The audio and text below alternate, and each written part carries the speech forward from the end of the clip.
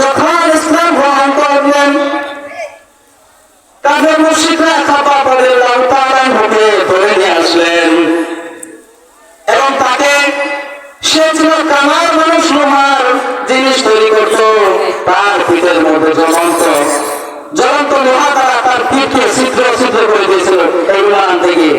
আর আজকে আমি আপনি নামে মুসলমান ধারাবাহিক মুসলমান ইমানের ধারে কাছে ঠিক কিনা?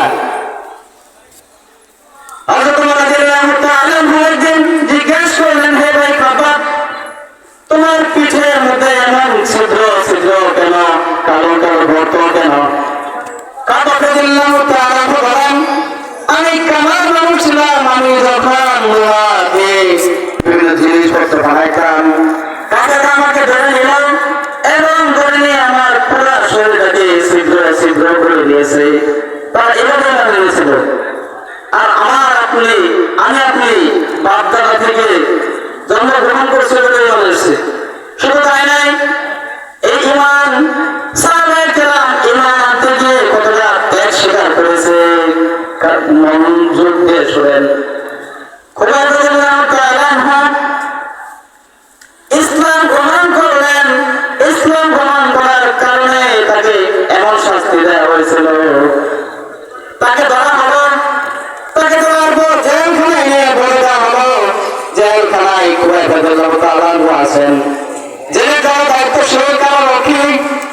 তারা দেখলেন খুবাইব রাদিয়াল্লাহু তাআলা আনহু এই যে তাকে খাওয়া বন্ধ, পানি বন্ধ, সকল নাস্তা বন্ধ করে দেওয়া হলো, কিন্তু খুবাইব রাদিয়াল্লাহু তাআলা আনহুর শরীর কত সুন্দর করে দেখা যায়।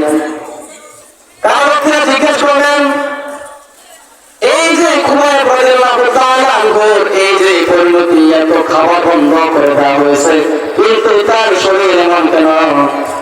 খুবাইব রাদিয়াল্লাহু তাআলা আনহু বলেন যে আল্লাহ রাব্বুল আলামিনের প্রতি ঈমান আমি এনেছি, সে আল্লাহ রাব্বুল আলামিন আমাকে সুন্দরভাবে খাওয়ার ব্যবস্থা করে দিয়েছেন।